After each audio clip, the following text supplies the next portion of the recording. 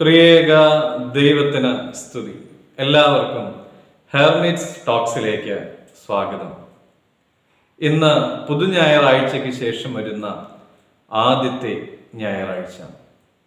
ഇന്നത്തെ വിശുദ്ധ ഏവൻഗേലിയോൻ ഭാഗം വിശുദ്ധ യോഹന്നാൻ എഴുതിയ സുവിശേഷം 21 അധ്യായം 1 മുതൽ 14 വരെയുള്ളതായ തിരുവചന ഭാഗങ്ങളാണ്. തിബരിയാസ് കടൽ തീരത്ത് നടക്കുന്നതായ അത്ഭുതമാണ് ഇന്നത്തെ വിശുദ്ധ ഏവൻഗേലിയോന്റെ പശ്ചാത്തലം. സമൃദ്ധിയുടെ ഈ അത്ഭുതം യേശുതമ്പുരാന്റെ വെളിപ്പെടുത്തലായാണ് യോഹന്നാൻ അവതരിപ്പിക്കുന്നത്.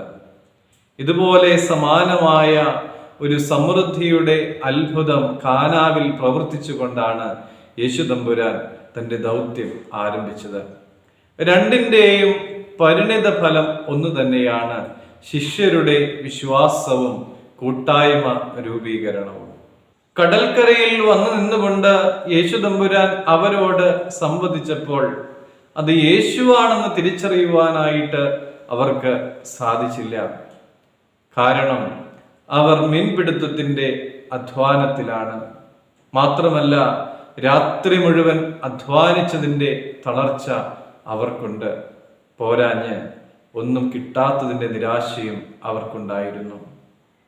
പ്രിയമുള്ളവരെ, നിന്റെ ജീവിതത്തിൽ നീ വലിയ അധ്വാനത്തിലാകുമ്പോൾ, നീ അധ്വാനിച്ച് തളരുമ്പോൾ, നീ ഏറെ അധ്വാനിച്ചിട്ടും ഒന്നും നിനക്ക് ലഭിക്കാതെ വരുമ്പോൾ, നിന്റെ അധ്വാനം ഫലവത്താകാതെ വരുമ്പോൾ ഓർത്തുകൊള്ളുക, അല്ലെങ്കിൽ നീ പരിശോധിക്കുക, നിന്റെ അരികിൽ നിൽക്കുന്ന യേശുവിനെ കാണുവാനായിട്ട് സാധിക്കുന്നുണ്ടോ എന്ന്. നിന്റെ ശൂന്യമായ വല നിറയണമെങ്കിൽ തീരത്ത് നിൽക്കുന്ന യേശുവിനെ കാണുവാനായിട്ട് സാധിക്കണം, യേശുവിനെ തിരിച്ചറിയുവാനായിട്ട് സാധിക്കണം എന്നുള്ള ഒരു വലിയ സന്ദേശമാണ് ഇത് നമുക്ക് നൽകുന്നത്. രാത്രി മുഴുവൻ അധ്വാനിച്ച് പരാജയപ്പെട്ട ശിഷ്യരെ കാണുവാനായിട്ട് യേശുതമ്പുരാൻ കടന്നു വരുമ്പോൾ അവൻ നടത്തുന്നതായ ഒരുക്കങ്ങളെയാണ് നാം പ്രത്യേകമായിട്ട് ശ്രദ്ധിക്കേണ്ടത്.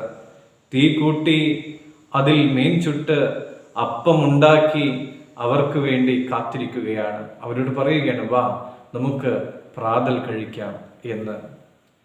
വിളിയും ദൗത്യവും ഉപേക്ഷിച്ചു പോയ ശിഷ്യരെ കുറിച്ചുള്ള യേശുതമ്പുരാന്റെ കരുതലാണ് നാം പ്രത്യേകം ശ്രദ്ധിക്കേണ്ടത്.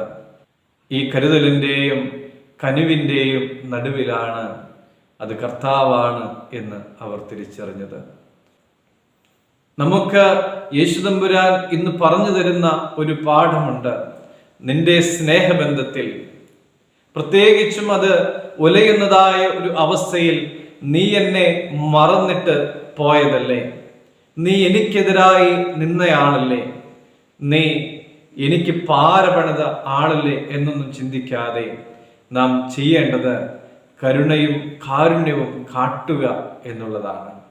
പ്രിയമുള്ളവരെ, നമ്മുടെ പ്രിയപ്പെട്ടവരുടെ ജീവിതത്തിൽ ശ്രദ്ധ കൊടുക്കുവാനും കരുണ കാണിക്കുവാനും കരുതൽ കൊടുക്കുവാനും ഒക്കെ നമുക്ക് സാധിക്കണം. യേശുതമ്പുരാൻ നമ്മളോട് പറയുന്നതും അത് തന്നെയാണ്.